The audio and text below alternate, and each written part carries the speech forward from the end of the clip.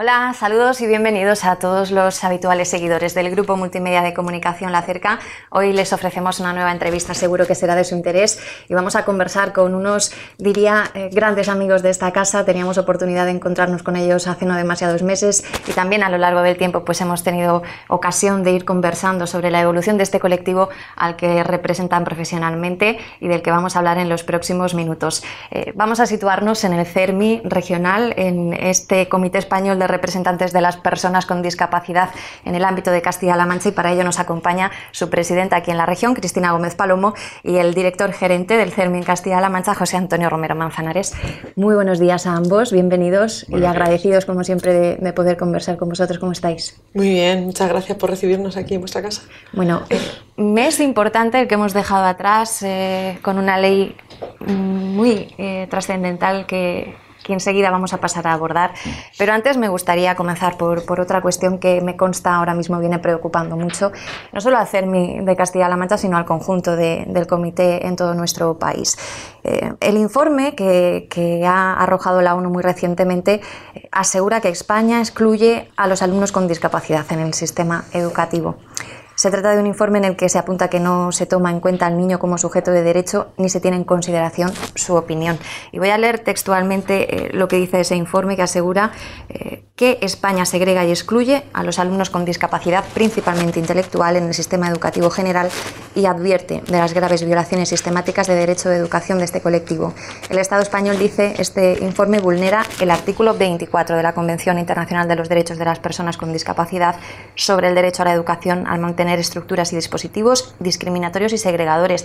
Incluso da más detalles y habla de casos concretos en los que hay familias que tienen que llevar a sus hijos a dos colegios a la vez, partiendo la semana, o que reciben la jornada diaria. Exacto, clases en casa y en un centro educativo determinado. ¿Hasta qué punto es profundo este problema a día de hoy para muchas familias?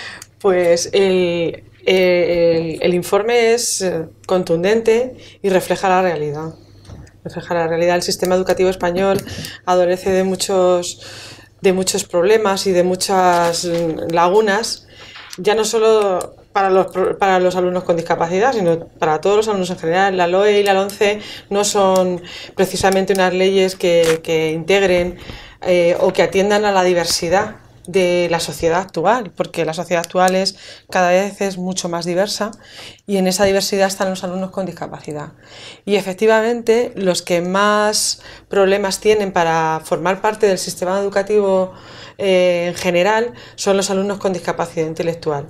Se trata de solucionarlo a base de parches. Las comunidades autónomas que tienen las competencias en educación, pero claro, no tienen la competencia en crear el marco legislativo general, que es el Estado el que lo marca. Luego las comunidades autónomas, dentro de ese marco legislativo general, pues pueden moverse y pueden hacer una serie de adaptaciones y una serie de mejoras en el sistema educativo para que los alumnos con discapacidad estén incluidos. Pero se excluye sobre todo a los alumnos con discapacidad intelectual o con alteraciones del desarrollo, porque sobre todo en el momento en el que tienen adaptación curricular no titulan. O sea, estamos invirtiendo recursos humanos y materiales y de adaptaciones curriculares y tal, invirtiendo mucho tiempo en que los alumnos con discapacidad puedan estar en el entorno ordinario, sobre todo, para luego no titular, para no sacar nada del sistema educativo. Has mencionado, Cristina, que la potestad a nivel general o el marco amplio está en el Estado, pero que las comunidades autónomas, en esas competencias transferidas a nivel educativo, tienen algún margen de maniobra. ¿Hasta qué punto en esta comunidad, en Castilla-La Mancha, este margen de maniobra está ayudando a paliar un poco esa carencia que está señalando este informe de la ONU? Sí. ¿O hasta qué punto todavía nos queda algo que hacer ahí en ese sentido? Sí, nos queda todavía que hacer, pero como veníamos comentando José Antonio y yo, ahora lo desarrolla él mucho mejor que yo, veníamos diciendo que tenemos como dos sistemas, ¿verdad? Y un subsistema.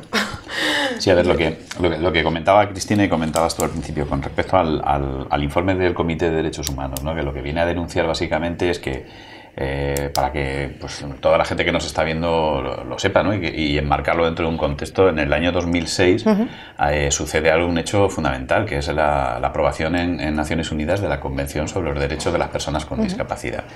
En el año 2008 nuestro país aprueba un protocolo facultativo. ¿Qué significa esto? Pues que el Estado que aprueba ese protocolo facultativo faculta, es decir, da posibilidad a que la ONU pueda investigar y hacer un seguimiento y ver cómo se hace la transposición de esta convención a nuestra normativa. ¿Qué quiere decir? Pues que el artículo 24, como dice el comité, que es el relativo al derecho a una educación inclusiva y de calidad a todas las personas, especialmente en este caso a los niños y niñas con discapacidad, se debe transponer a toda nuestra normativa. Si nos damos cuenta en el tiempo, 2006 se aprueba la LOE, la Ley Orgánica de Educación, en el 2013 la LOMCE, y desde el 2006-2007 entramos en una crisis económica y muy importante. ¿Qué ocurre? Pues que esa transposición que se tuvo que ir haciendo en estos años no se ha hecho adecuadamente, y así nos lo ha venido a decir el Comité de Derechos Humanos, no solo en este informe que se acaba de publicar, ya en el 2011 nos dio un toque de atención importante. ¿Por qué? Porque lo que dice la Convención es que solo puede haber un sistema educativo y es el máximo de inclusión posible. Es decir, no hacemos colegios para rubios o para morenos, para personas de raza gitana, de etnia gitana, o personas negras o personas asiáticas. Es decir, pues porque tiene que haber un sistema segregado donde alumnos y alumnas con discapacidad tengan que estar en esos centros de educación especial. Lo que pretende la Convención es que haya un mismo centro para todas las personas, con los apoyos que sean necesarios y pertinentes para que esas personas con discapacidad estén atendidas adecuadamente y de forma digna. Evidentemente somos conscientes de que de la noche a la mañana no se puede cambiar, para eso hacen falta recursos, hacen falta apoyos, y lo que decía Cristina, la normativa estatal no ha cambiado su lenguaje, la normativa no se ha adaptado a la Convención. Entonces, como no se ha adaptado a la Convención, seguimos teniendo, por un lado, recursos ordinarios, el sistema ordinario escolar, donde están escolarizados chicos y chicas con todo tipo de discapacidades. Es verdad que nos dice la Convención que cada vez es menor el número de chicos y chicas que se matriculan en educación especial, pero este modelo tenemos que superarlo, claro, y sigue persistiendo. Y hacia lo que hay que tender es a la transformación de esos centros. ¿Cómo? Para que estos centros se vayan transformando en centros de referencia, centros de recursos, con profesionales que llevan una trayectoria enorme, ¿no?, de apoyo a personas con discapacidad gravemente afectadas, muchas de ellas, pero trabajando en el entorno ordinario. ¿De qué manera? Con los recursos que se necesiten. Para eso hace falta modificar la normativa, como decía Cristina. Tenemos luego subsistemas que siguen permaneciendo y es algo que estamos denunciando públicamente todos los CERMIS y que lo denunciamos públicamente en el Congreso, en el Senado, se ha trasladado. Es decir, no podemos seguir teniendo un sistema como el actual en el que muchos chicos y chicas con discapacidad, fundamentalmente intelectual o del desarrollo, se pasan 18 años de su vida formándose, con los sacrificios que eso conlleva. Muchas veces decimos en forma coloquial, ¿no?, que nuestros hijos y nuestras hijas vienen con las actividades extraescolares de fábrica. ¿Por qué? Porque después del horario escolar les tenemos que seguir trabajando en materias de estimulación, logopedia, etcétera, etcétera.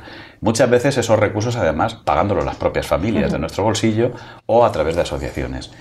Para que a través de los apoyos que estamos teniendo en estos años de formación, como decía antes Cristina, tenemos apoyos, tenemos recursos, hay un sistema de adaptaciones curriculares, que significa que en función de su nivel competencial, pues determinadas asignaturas se adaptan, pero la ley lo que te dice es que si yo te adapto el currículum no puedo titularte.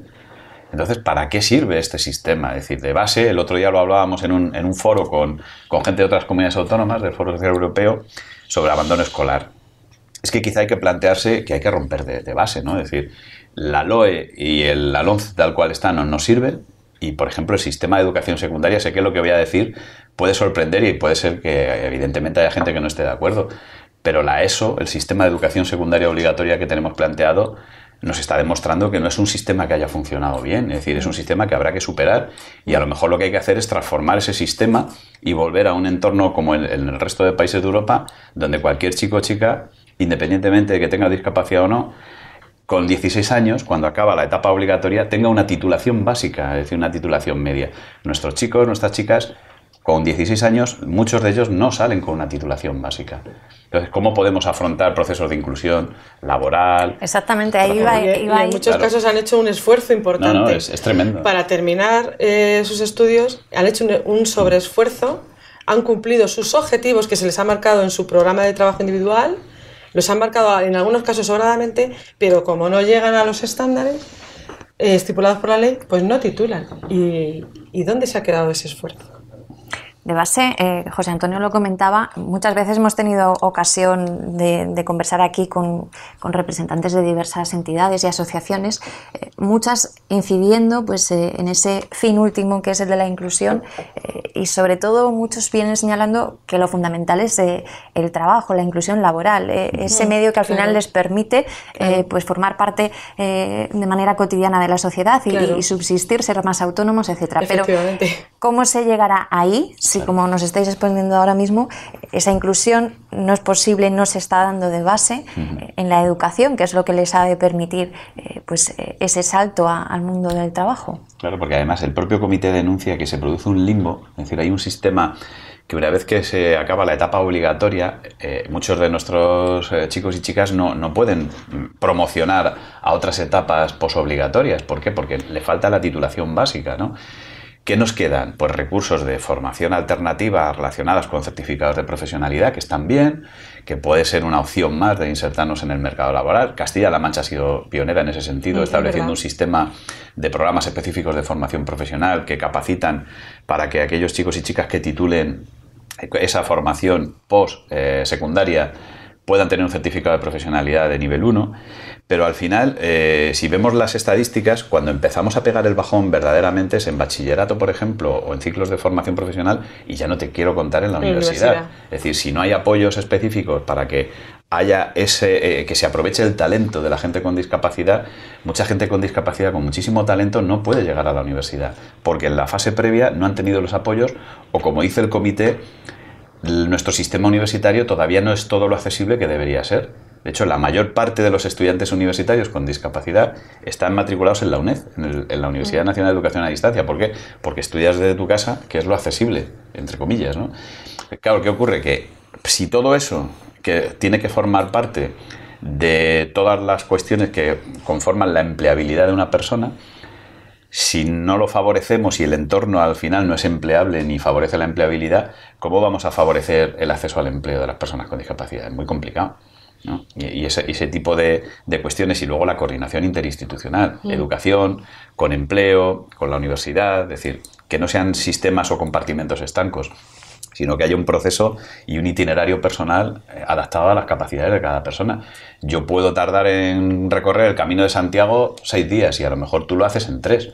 Pues aquí pasa lo mismo. ¿Por qué todo el mundo tiene que cumplir los estándares y en función, da igual tus capacidades o no? ¿Son 4 años de eso? Pues 4 años de eso. Sí, hay flexibilidades y demás, pero bueno, a lo mejor hay personas que necesitan 6 o 7 años. Claro, podemos decir, no vamos a tener una persona en el sistema hasta que tenga 30 años. Bueno, pues habrá que buscar esa flexibilidad y esos sistemas alternativos para, como dice Cristina, realmente que se ponga en valor el esfuerzo que se está haciendo, ¿no? Desde la propia persona con discapacidad, su familia y sobre todo, ojo, los profesionales de educación. Tenemos profesionales magníficos en esta región, PTs, ALs, ATs, orientadores, que dedican horas, esfuerzos, adaptaciones, buscan recursos para sus horas libres en casa para favorecer el acceso al currículo a estos alumnos, contacta con las asociaciones, sabiendo que luego al final formarse. No van a llegar a ningún lado, ¿no? Y es muy triste llegar a este. Sí. Imagino que en el trasfondo de todo esto está sobre todo una cuestión de tipo económico y la escasez igual de recursos apropiados a nivel sobre todo humano en lo que es la educación convencional. ¿Hasta qué punto es costoso para una administración el hecho de poder implementar esa educación especial, esa parte de la educación especial en la educación convencional para que sean ya un solo método de educación general para todos? Pues hombre, yo creo que se pueden optimizar los recursos, que a lo mejor de lo que se trata es de hacer una estrategia y optimizar recursos. Porque haya centros de educación especial no quiere decir que salga más barato el tener los apoyos necesarios en el entorno ordinario.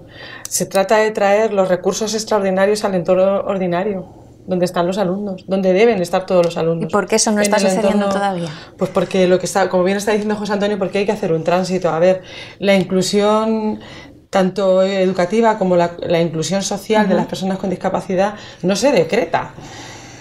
La convención es del año 2006, en España formó parte de nuestra normativa en 2008 y en Castilla-La Mancha en 2010. Han pasado 8 años y hay que hacer ese recorrido. Entonces, porque tengamos la convención y se reconozcan todos estos derechos no quiere decir que se estén cumpliendo, ni tampoco porque se diga o se decrete que tenemos una educación inclusiva no quiere decir que se esté cumpliendo. Entonces hace falta una transformación y también algunas veces hace falta un poco de interiorización también por parte de las familias, porque las familias hemos tenido muy malas experiencias en el entorno ordinario y hay muchas familias que no quieren ni oír hablar de tener a su hijo con discapacidad en el entorno ordinario, porque no les ha ido nada bien, porque los profesionales no han estado preparados para atender adecuadamente a los alumnos, a pesar de que muchos de ellos, como bien ha dicho José Antonio, son magníficos profesionales que se esfuerzan en formarse y tal, pero les faltan las herramientas, los recursos para tener la suficiente capacidad para poder atender a los alumnos con discapacidad. Sí que, hombre, invirtiendo mucho más en educación y poniendo mucho más recursos tendrá mucha más calidad, efectivamente, porque no hablaremos bien de educación inclusiva si no bajamos las ratios. Porque evidentemente un profesional de educación infantil, que tiene a 25 niños de 3 años en su aula, con 2 con un trastorno por determinar, que eso ocurre muchas veces, 2 o 3, pues es muy dificultoso. Por mucho que le pongas un personal de apoyo que a veces consiste en un asistente técnico educativo. Y que en su día incluso se eliminó. Que incluso en su día se eliminaron también, efectivamente. Se eliminó también el profesor de apoyo de infantil. En todos los centros educativos estaba el equipo de infantil y siempre tenían un profesor más de infantil que apoyaba a todos. Eso se quitó, con lo cual ya ahí salieron perdiendo los alumnos con discapacidad en esa etapa tan vital y tantos apoyos necesitan y donde se trabaja tanto la autonomía personal en todos los alumnos. O sea, en infantil se trabaja la autonomía personal de todos los niños y es la base de su desarrollo personal. Si además tienes a niños con discapacidad que no le puedes dar el apoyo suficiente para que tengan una buena base para su desarrollo de autonomía personal, pues no estamos haciendo bien una educación inclusiva, está claro. Por eso las familias dicen, hay quien no lo quiere ni oír hablar de la educación inclusiva. Aparte que has apuntado antes, con respecto a la educación inclusiva, que primero está claro, como dice el comité, hasta ahora se venía considerando que la educación inclusiva era un principio, una metodología de trabajo. No, es un derecho, es decir, eso es básico, ¿no? Nos pasa como con la accesibilidad. Hay muchas administraciones que se llaman sensibles a la accesibilidad, ¿no? Es que no es cuestión de accesibilidad, la accesibilidad es un derecho. Y además, es un derecho y es una obligación que desde diciembre del año pasado ya nos han dicho, y la normativa te dice que todo tiene que ser accesible, todos los recursos públicos. Pues en la educación inclusiva es una cuestión de derechos y sobre todo, como decía Cristina, también de formación del propio profesorado y los profesionales. Muchos profesionales nos llaman a las entidades porque les faltan recursos, les faltan determinados apoyos que para poder trabajar o adaptar, pero no solo del ámbito de la discapacidad, estamos hablando de chicos y chicas de otros países, de otras culturas que vienen. Es decir, adaptaciones con altas capacidades incluso, es decir, y en ese aspecto hace falta favorecer también y potenciar la formación del profesorado, ¿no? Para poder trabajar esos entornos inclusivos, cambiar el enfoque, es decir, el apoyo no es solamente el que necesita un niño o una niña que tenga las dificultades. La inclusión es para todo, es decir, las familias somos las primeras que tenemos la responsabilidad de tengamos un hijo o no con discapacidad, pues favorecer y participar también en el ámbito escolar. Desde aquí hago un llamamiento también y una llamada y un toque de atención. Las familias nos quejamos muchísimo, porque es verdad que en España somos un país que nos quejamos mucho y denunciamos muy poco, en general, pero en el ámbito educativo luego no participamos. O participamos muy poco, es decir, si cogemos en España los índices de participación de las familias en consejos escolares, en las elecciones, para consejos de las AMPAs, son bajísimos. Y esos son modelos que estamos al final todo se reduce siempre al mismo debate de siempre de si deberes sí o no. Sí, claro. Y más allá de eso, la participación de las familias parece que se queda en nada. Sí. Pero también somos un agente fundamental en transformar este modelo de inclusión, porque la actitud con la que nosotros trabajemos en casa y la participación que hagamos también somos agentes de transformación en los centros, con el resto de profesores, con otras asociaciones que están trabajando en el sector. también es bueno que trabajemos en las asociaciones entre nosotras y entre nosotros, ¿no? Es decir, muchas veces dejar de mirarnos el ombligo y pensar que lo único que vale es lo mío. Si, claro, los de autismo solo trabajan para el autismo, los de discapacidad intelectual para discapacidad intelectual, los sordos con los sordos, los ciegos con los ciegos, al final estamos estableciendo compartimentos estancos y podríamos tener una lista de... yo me imagino un tutor o una tutora que va viendo pasar por su clase a 6 o 7 profesionales de distintas asociaciones para trabajar en función el intermediador cultural, el no sé qué, el mediador social. No, lo que hay que hacer es coordinarnos, establecer esos planes de inclusión que abarquen a toda la comunidad, abrir la escuela, que también nos hace falta abrir más las escuelas y que la comunidad entre dentro de la escuela. Que eso también, yo creo que sería un elemento de inclusión. Sí, es un elemento de inclusión y falta, no tenemos esa cultura, la verdad. En España yo creo que no tenemos esa cultura en general y el propio sistema educativo suele ser bastante cerrado. O sea, el propio sistema educativo y las escuelas tienden a ser bastante cerrados. Solamente a lo mejor vemos experiencias mucho más inclusivas y más abiertas en centros rurales agrupados, donde se trabaja con poquitos alumnos y tal. Yo hace unos años que visité una escuela cerca de Toledo, que es donde vivimos, que dije, jolín, aquí sí que hay plena inclusión, o sea, era un centro rural agrupado con muy poquitos alumnos y tal, pero jolín, es que luego tenían actividades extraescolares que iban hacia la inclusión de todo tipo de alumnado que iba llegando a esa escuela. Tenían un huerto que lo ponía el ayuntamiento como actividad extraescolar, al lado tenían un campo de golf y iban al campo de golf. Bueno, es que era una escuela completamente abierta en el entorno, muy envidiable.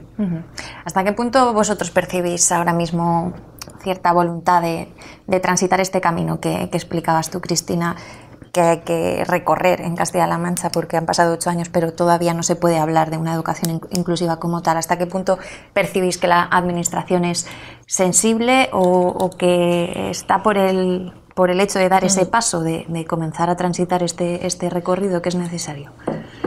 Bueno, pues estamos trabajando, la verdad, codo con codo con la Administración, con la Consejería de Educación en la elaboración del nuevo decreto que va a salir, que quieren sacarlo ya llevan toda la legislatura, pero no termina de saber porque algunas veces los tiempos de la Administración son complicados y lentos.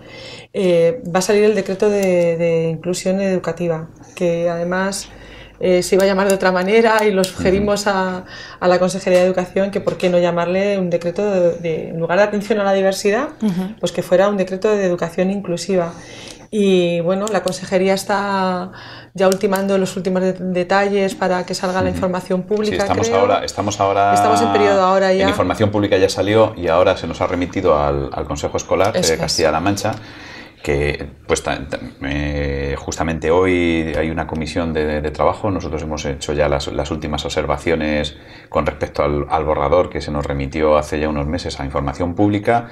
La comisión permanente del Consejo creo que se reúne la semana que viene y en el próximo pleno pues se someterá, supongo ya, a la aprobación del pleno del Consejo Escolar, como dice Cristina, el decreto de educación inclusiva, en este caso de inclusión educativa, que bueno, también es una manera de intentar plasmar ese mandato de la Convención y lo que estábamos hablando y de transformar, porque además es curioso, es uno de los pocos decretos que va a haber en España que se habla de inclusión educativa y prácticamente no se habla de ningún tipo de categorización de tipos de discapacidad, por ejemplo, etcétera, porque lo que hablamos es básicamente la necesidad de la persona, es decir, vamos a ir quitando etiquetas por un lado. Sí que es cierto que hasta ahora el sistema, y teniendo en cuenta la normativa estatal, la respuesta educativa necesita previamente de esa etiqueta, entre comillas, que es algo que también rechaza el Comité de Naciones Unidas. Estos informes psicopedagógicos, los dictámenes de escolarización y demás, al final estamos generando como dos subsistemas, es decir, ¿por qué un chico con discapacidad tiene que tener esto y un chico sin discapacidad no? Es decir, yo en mi caso tengo una hija que no tiene discapacidad y un hijo que tiene discapacidad. Pues yo lo que quiero para mi hijo que no tiene discapacidad es lo mismo que para mi hija que al revés, es decir, para mi hijo con discapacidad quiero lo mismo que para mi hija sin discapacidad. Entonces, ¿por qué tenemos que establecer esas diferenciaciones, no? Sí que estamos dando pasos, creo que por lo menos además ha sido muy debatido y muy trabajado con nuestras organizaciones. Con nosotros, sí. Y también quiero aprovechar para reivindicar un espacio de participación que creo que muchas veces también dejamos de lado o no se conoce suficientemente el trabajo que se hace, por ejemplo, en los consejos escolares. El Consejo Escolar de Castilla-La Mancha Os puedo asegurar que hacen un trabajo espléndido en cuanto a informes, dictámenes, elaboración de normas, supervisión. Es el máximo órgano de representación y participación que tenemos en la región y no se suele conocer muchas veces, pero los propios consejos escolares también. Es muy importante la participación de las familias y de las entidades y de los alumnos. Es decir, yo estoy viendo últimamente que tenemos un déficit de participación juvenil, por ejemplo, en cuanto a alumnado. Alumnado, por ejemplo, en los consejos escolares de centros. En el propio Consejo Escolar de Castilla-La Mancha llevan unos años sin participar y sin haber representación de los alumnos y de las alumnas, con lo cual yo creo que también es un reto y a lo mejor las administraciones públicas y las entidades y la sociedad en general teníamos que incentivar mucho más la participación de los jóvenes, ¿no? ¿Por qué? Porque al final de lo que estamos hablando es del alumno y de la alumna, es decir, de las personas que están directamente también implicados en la educación. Y tener en cuenta su opinión y su voz me parece fundamental. Es decir, no podemos tomar decisiones sobre ellos sin contar con ellos. Es nuestro lema en discapacidad. Nada para nosotros sin contar con nosotros, ¿no? Entonces, bueno, pues en esta línea yo creo que tenemos esperanzas puestas, pero ya os digo, quizás sea una fase intermedia este decreto con la esperanza de que pudiésemos llegar a un pacto de acuerdo, a un pacto por la educación a nivel estatal. Estamos trabajando en un pacto por la educación a nivel de Castilla-La Mancha, que creo que puede ser muy interesante y que puede ser un modelo que sirva para el pacto a nivel estatal, pero que ese pacto a nivel estatal, si alguna vez lo llegamos a tener, el eterno pacto de Estado, que estuvimos a punto de tenerlo, pero que tiene que llevar una transformación normativa. Y ese pacto lo básico es, evidentemente, recursos, como se ha puesto encima de la mesa, ¿no? Es decir, que dentro de los presupuestos generales del Estado haya siempre un compromiso de financiación en educación, pero sobre todo que haya un compromiso de adaptación normativa de toda nuestra normativa de educación a la Convención de la ONU. Es decir, porque si no, tener un pacto para hablar de las tejas de los colegios, pues como que no va a ser muy práctico. Sí, al final se acaba transformando. Bueno, también tenemos que reconocer una buena práctica que se ha llevado a cabo en la Consejería de Educación de Castilla-La Mancha, que creo que hemos sido la única comunidad autónoma, ¿verdad?, que se han elaborado las pruebas de evaluación, estas que son en tercero de primaria, ¿no?, y en cuarto de la ESO. Sí. Estas pruebas de evaluación pues nos llamaron de la Consejería de Educación para que un equipo de expertos de nuestras entidades hicieran las pruebas accesibles para los alumnos con discapacidad, porque los alumnos con discapacidad, sobre todo los de discapacidad intelectual, no entraban dentro de la prueba y tal. Entonces se ha conseguido que incluyan dentro de la prueba y han estado expertos de nuestras entidades haciendo accesibles los exámenes. Pequeños pasos que es muy buena práctica y la verdad es que ha sido la única comunidad autónoma que lo ha hecho. Cristina, esto que hemos ido comentando se centra fundamentalmente en el ámbito educativo, aunque mirando más allá vemos que es muy transversal y que acaba hablando de el futuro y la realidad de las personas con discapacidad a todos los niveles, pero partiendo de esa base de la educación. Pero me consta que también venís trabajando insistentemente en otro tipo de peticiones, especialmente de manera más reciente. Insistía en que es necesario acabar con la supresión de esa capacidad jurídica de las personas con discapacidad. ¿Hasta qué tipo de situaciones nos estamos encontrando entre nosotros a nivel Castilla-La Mancha en el día a día con estos casos de muchas personas que se ven imposibilitadas de tomar sus propias decisiones cuando en verdad no tienen ningún problema que les impida hacerlo? Pues la verdad es que hasta ahora el sistema que hay, que igual el Comité de las Naciones Unidas también ha pegado un buen repaso a España, es que en el momento que tú a una persona le quitas la capacidad jurídica, y lo tutelas y tal, le estás vaciando de voluntad, porque no puede ni siquiera, y además es que pierden, entre otras cosas, el derecho al sufragio, no pueden votar directamente. Le vacías completamente de capacidad, cuando lo que se debe hacer es establecer un sistema de apoyos para que esa persona pueda tomar sus decisiones en función de su capacidad, incluso aunque no tengan lenguaje, incluso aunque el lenguaje no sea el convencional y se comuniquen de una forma diferente, pero todas las personas tengan el tipo de discapacidad que tengan, pues pueden manifestar qué quieren hacer con su vida y hay que prestarles apoyo para que así sea. ¿Hasta qué punto? Pues estamos viendo, como bien comentábamos, ¿verdad, José Antonio?, que hay esterilizaciones forzadas a mujeres con discapacidad, que ya se les quita el derecho a ser madres sin contar con su voluntad, porque Pero además en tipos de discapacidades que pueden resultar que dices, pero ¿cómo puede ser que a una chica sorda no es que se le aconseje, sino que directamente digan, no, mejor no seas madre, pero por favor, o sea, cosas muy fuertes, ¿eh? Como de otra época, ¿no? Totalmente. Sí, pero que siguen ocurriendo, o la capacidad de decidir la persona con quién quiere vivir el día de mañana, o cómo quiere vivir, cómo quiere desarrollar su vida, cómo quiere desarrollar su ocio, su tiempo libre, pues todo eso, si a la persona le quitas el poder de decisión sobre su propia existencia, pues le estás vaciando de capacidad para tomar sus decisiones. Hay una cuestión que apuntabais al principio, ¿no? Con respecto a la Ley de Protección y Apoyo Garantizado, y respecto a la Convención de la ONU, el artículo 12 de la Convención lo que nos viene a decir, lo veíamos hace poco en una jornada en Toledo, ¿no? Sí. Es decir, hasta ahora el modelo tradicional venía siempre basándose en el mayor interés, como decía antes también con educación, el mayor interés del menor, el mayor interés de la persona incapacitada judicialmente, que se llamaba antes, ahora se llama modificada la capacidad de obrar. ¿Qué quiere decir? Que se confundía la capacidad mental, entre comillas, de una persona con su capacidad jurídica. Es decir, si tenía problemas de salud mental y capacidad intelectual, automáticamente el sistema lo que hacía era buscar un elemento de protección, que no sabemos muy bien hacia quién, por el cual se le incapacitaba judicialmente, es decir, se modificaba su capacidad de obrar. La Convención lo que viene a hacer es decir, no, en lugar de modificar o quitar la capacidad de obrar a la persona, lo que hay que buscar es sustituir ese sistema de incapacitación por un sistema de apoyos. ¿Apoyo para qué? Para la toma de decisiones, es decir, pues que la persona que tenga esas dificultades pueda tomar decisiones en su día a día, como decía Cristina, pero además a nivel jurídico, es decir, pueda firmar un contrato, pueda ir a votar, pueda decidir sobre cómo y con quién quiere vivir, cómo quiere ser atendido y además ser atendido en la comunidad. Facilitarle el acceso a la justicia, por ejemplo, que es el siguiente artículo, el artículo 13 de la Convención.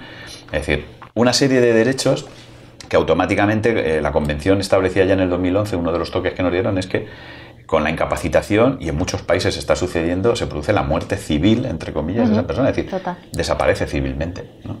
Y de hecho, en el estudio que hicimos previo a la elaboración de la Ley de Protección y Apoyo Garantizado, que se publica hoy en el Diario Oficial, veíamos en otros países cómo se estaba intentando implementar, y es una cuestión que no es fácil, porque todavía hay países donde hay una resistencia, y yo lo entiendo, es decir, y cuando la familia te plantean y dicen, oye, ¿qué es lo mejor que podemos hacer?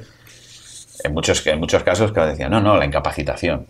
Bueno, ¿la incapacitación para qué y por qué? No, sí, ¿en base además a qué? Te lo siguen aconsejando. ¿Incapacitación total, no total? En cuanto para chaval, determinadas cuestiones, en administración económica o no. No, antes se hacía total. Es decir, y total significa, pues lo que decía Cristina, tenemos 80.000 personas en España que hoy por hoy, con este sistema, no pueden votar según nuestra ley orgánica de derecho de régimen electoral, ¿no? La LOREC.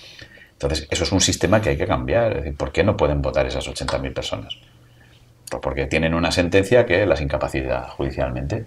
Lo apuntabas, hoy mismo se publica en el Diario Oficial de Castilla-La Mancha esa Ley de Protección y Apoyo Garantizado a las Personas con Discapacidad de Castilla-La Mancha.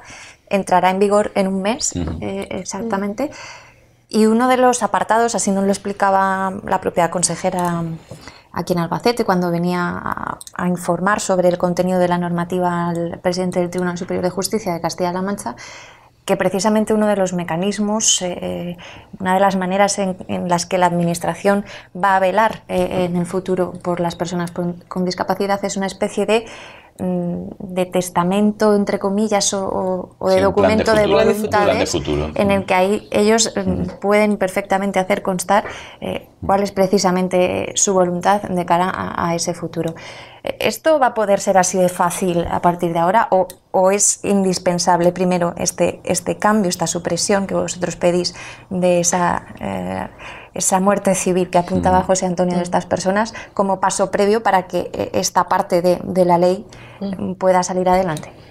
Claro, no, ahora tenemos una fase de desarrollo normativo que además en la propia ley se da un plazo de 9 meses, creo que para desarrollar. Han sido 9 meses para que se desarrolle el decreto y que organice el sistema. Es decir, como bien apuntas, se establece una figura novedosa que es el plan de futuro, que puede tener un paralelismo a la declaración de voluntades anticipadas que ya existe a nivel sanitario. Pero para que os hagáis una idea, es algo que también yo creo que está un poco con la idiosincrasia española, ¿no? Es decir, muy poca gente hace testamento o hacemos testamento, hacemos firmas de voluntades anticipadas. Pues en este sentido nos pasa un poco en esa línea. Es decir, cuando la persona con discapacidad y su familia o su representante legal se planteen, una vez que esté desarrollado esta ley, sentarse con la figura de un mediador o mediadora, es decir, que es la persona que le va a informar de cuáles son los recursos que tiene a su alcance en Castilla-La Mancha a nivel residencial, a nivel de apoyos en ocio, tiempo libre, formación, empleo, etcétera, etcétera. ¿Para qué? Para que cuando esa persona carezca de su entorno natural cercano, en este caso de su familia, deje por escrito, pero además lo deje ella, es decir, porque lo importante es tener en cuenta la voluntad de la persona, cómo quiere ser apoyada y dónde y con quién quiere vivir, ¿no? Y luego, pues que se garantice. ¿Cómo? Ese plan de futuro va a ir a un registro público y ese registro público y ese plan de futuro va a ser eficaz porque va a ser tenido en cuenta por los profesionales que intervengan con esa persona, como dice el artículo 16 de esta ley, y que además lo tiene que tener en cuenta la administración. Ojo, porque no es lo mismo que yo como profesional vea en tu plan de futuro que quieres vivir en una vivienda autónoma, a que luego, pues evidentemente para que haya esa posibilidad tiene que haber viviendas autónomas y que a lo mejor tú vives en Chinchilla y resulta que la vivienda autónoma más cercana que tengo está en Ellín. Bueno, pues luego ya habrá que hacer las adaptaciones, pero por lo menos que sí se respete desde el principio esa voluntad de la persona, ¿no? Y luego, pues que a lo largo de todo ese proceso se vayan dando esos pasos, ¿no? Paralelamente, estamos en un proceso, o se inició, ahora no sabemos dónde estamos, se inició a nivel estatal la modificación del Código Civil. Porque gran parte de todo lo que estamos hablando con respecto al sistema de apoyos, para evitar esas incapacitaciones judiciales, etcétera, pasan por la modificación del Código Civil y que el Código Civil se adapte a la Convención.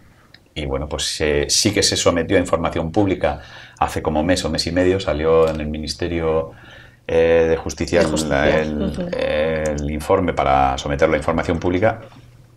Supongo que con el tiempo pues se modificará también. En los primeros estadios de esta normativa, entonces, una persona que esté incapacitada judicialmente y a nivel jurídico, ¿podría hacer ese escrito de sus voluntades a futuro para tener en cuenta? Actualmente con el sistema que tenemos, si una persona por sentencia judicial tiene limitada la capacidad de obrar, en teoría esa persona no puede firmar un plan de futuro. Tiene un tutor o tutora legal. Esa persona, con el tutor o tutora que tenga, que puede ser su padre, su madre o una fundación tutelar, etcétera, ¿no? Evidentemente podría hacerlo.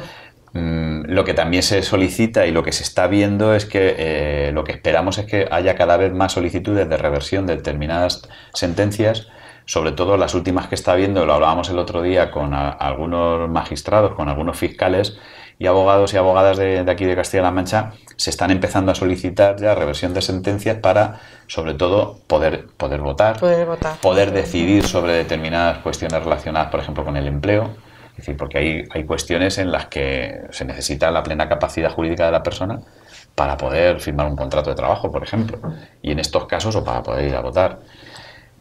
Creemos que sí se va a poder revertir y que con los apoyos que establece la figura de la mediación se puede hacer también el día de mañana. Es decir, y que estas personas puedan acceder a elaborar el plan de futuro también. Esta ley se ha convertido de alguna manera en referente en el panorama nacional. Se hablaba de Castilla-La Mancha un paso por delante en este sentido del resto del país. La normativa, de hecho, se aprobaba por unanimidad. Siempre en este tipo de temas suele darse ese consenso en las Cortes Autonómicas por parte de los diferentes partidos, pero una vez más, el pasado 24 de mayo eso se escenificaba clarísimamente y salía adelante con el apoyo de todos. ¿Qué destacaríais de la forma en la que se ha trabajado esta ley, de la forma en la que se os ha tenido en cuenta o no? Quiero que me lo expliquéis. Y sobre todo del fondo, de la transformación verdadera que vaya a suponer la implementación de esta normativa para las personas con discapacidad. Sobre todo para la tranquilidad de las familias.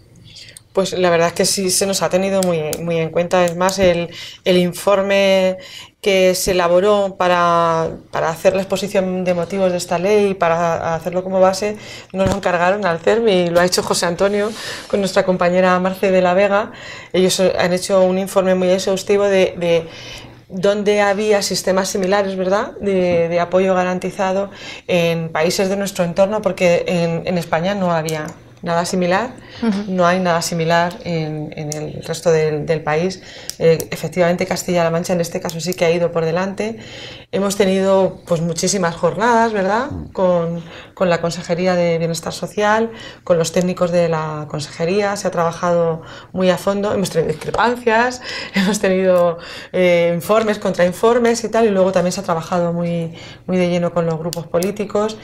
Y bueno, pues la verdad es que sí que podemos estar satisfechos de que al final la ley ha salido consensuada en el Parlamento y también consensuada con nosotros. Se nos ha tenido bastante en cuenta. Sí, bueno, José Antonio te puede explicar. Sí, luego ha sido también, muy trabajada. Nos reunimos la primera vez hace 2 años y con la Dirección General de Dependencia y de Discapacidad, que ha sido el núcleo duro, ¿no?, y con representantes de algunas de nuestras entidades, y luego pues hemos estado un equipo director ahí de 4 o 5 personas dando un poco forma, como decía Cristina, elaborando el informe, rastreando por todo, no solo en Europa, sino pues hemos buscado casos en Canadá, en Australia, es decir, viendo un poco a nivel internacional cómo se estaba trabajando esta historia, y sobre todo, como decías, el ser referente muchas veces es peligroso, porque claro, el primero que va en el camino puede ser que te encuentres cosas que no, claro, que no te esperas, pero al final yo creo que es importante, porque alguien tiene que dar el primer paso, y yo creo que, vamos, yo me siento orgulloso de que Castilla-La Mancha haya sido la primera comunidad que haya dado el primer paso. Hace poco hablábamos con compañeros de otras comunidades autónomas que decían que, bueno, pues destacaban, ¿no?, también un poco la valentía o incluso la osadía de poner en marcha algo. Ha despertado interés esto en otros. Sí. Es más, un compañero nuestro compañero Jesús, de CERMI Estatal, que es el delegado para la convención, estuvo la semana pasada en el Comité de Derechos de Naciones Unidas en Bruselas comentando esta ley, además, y poniéndola en valor, y sabemos que también ha generado expectativas en otros países. Yo hace poco, en diciembre, estuve en el Parlamento Europeo, en el Parlamento Europeo de las Personas con Discapacidad, que es un parlamento que se hace cada 4 años, donde diferentes representantes de personas con discapacidad nos reunimos en el Parlamento Europeo a hablar de estos temas.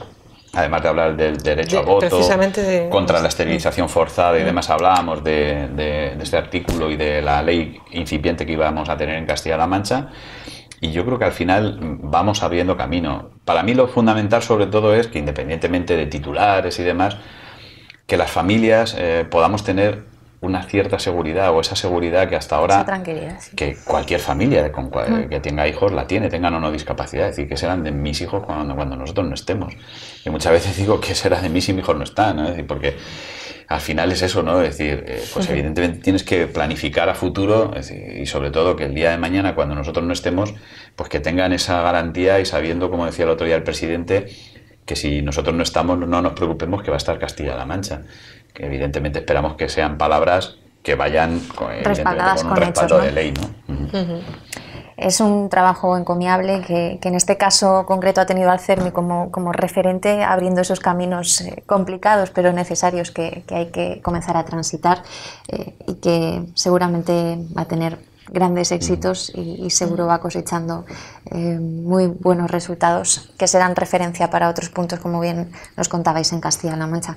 Esto también es motivo de que se os reconozca ese trabajo. El próximo 13 de junio, además, creo que 11 os ha reconocido con esos premios solidarios que entregan en el Teatro de Rojas de Toledo. Siempre son muestras, imagino, satisfactorias de que el trabajo se hace bien y que... Pues sí, por lo menos ves recompensado los desvelos que tenemos, porque hay muchas veces que yo escribo correos electrónicos a José Antonio a las 2 de la mañana y me contesta en ese momento, o a las 6 de la mañana cuando se levanta, lo primero que hace es conectarse a las novedades, y es un reconocimiento a los 20 años de trayectoria que lleva el CERMI trabajando en Castilla-La Mancha. El CERMI estatal lo cumplió hace 2 años, los 20 años, y una vez creado el CERMI estatal vinieron en cadena todos los demás CERMIs autonómicos. Creo que este año somos varios los que cumplimos 20 años, y la verdad es reconocer al trabajo de muchas personas, porque el CERMI lo componemos más de 200 asociaciones agrupadas en 13 entidades a nivel regional, que trabajamos de forma conjunta para ver la discapacidad en todas sus versiones, en todas sus vertientes, con los diferentes tipos de discapacidad. Como bien ha dicho José Antonio antes, pues ofrecer sinergias entre todos los profesionales, entre todas las familias que formamos el el CERMI de las diferentes discapacidades, porque unos nos complementamos con otros y las necesidades que tienen unos a veces convergemos con las mismas necesidades, un colectivos tan distintos. Yo, desde que soy la presidenta del CERMI, tenemos, por ejemplo, las distintas comisiones de trabajo. Yo tengo el empeño de presidir la comisión de educación, concretamente, y la de mujer, y veo que me sorprendió muchísimo, por ejemplo, a nivel educativo, el colectivo de las personas sordas tiene bastantes comorbilidades y bastantes sinergias y necesidades iguales que las personas con autismo, por ejemplo, o con otros tipos de barreras de comunicación, ¿no? Entonces te enriquece muchísimo, nos enriquecemos muchísimo los unos a los otros. Entonces este premio viene a poner la guinda en el pastel de los 20 años de esfuerzo y de trabajo de muchas personas que han pasado a lo largo de estos 20 años por la junta directiva del CERMI y bueno, profesionales como José Antonio, que nos han ayudado a que esto salga adelante. Muchísimas gracias a ambos, enhorabuena sobre todo por ese trabajo en 2 décadas de ardua tarea en pro de la defensa de los derechos, bien lo habéis dicho al comienzo, derechos de las personas con discapacidad que hay en Castilla-La Mancha y en el resto del país. Desde aquí también nos unimos a esa felicitación y os pedimos además que se la trasladéis a todas y cada una de las entidades que conforman el CERMI en Castilla-La Mancha. Un placer haberles tenido aquí. Muchas gracias. Muchas gracias, así lo haremos. Muchísimas gracias a nuestros invitados esta mañana, la presidenta del CERMI de Castilla-La Mancha, Cristina Gómez, y su compañero, que además también comparte trabajo en ese comité que se encarga de las personas con discapacidad en Castilla-La Mancha. Él es José Antonio Romero Manzanares y es el director general concretamente del CERMI en nuestra región. Han sido nuestros protagonistas hoy en este encuentro digital que hemos mantenido, en este caso triple, con todos ustedes, y que deseo pues que les ayude a arrojar luz sobre esas cuestiones que seguro socialmente les interesan mucho. Ya saben, si quieren pueden contemplar la entrevista las veces que deseen y aclarar todas las dudas a través de la web www.lacerca.com. Cuídense mucho, hasta luego.